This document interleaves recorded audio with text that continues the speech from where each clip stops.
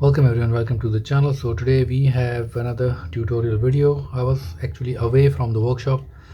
We were renovating the workshop and I have done it a very good job. So the workshop and the shop has been renovated. We did some paint job and yeah, so we are back for the tutorial videos, gaming videos, and all the Windows 11, Windows 10 and iOS and Android tutorials. So let's begin. So today we have iPad 9th Gen 2021. So this iPad, actually I like this iPad. It's a traditional home button.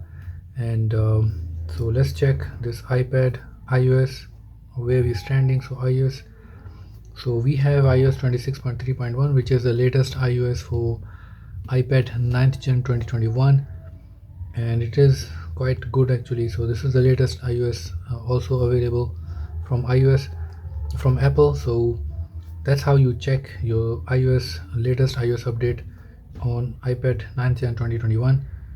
So I'm gonna just hit it back, and that's all for this video.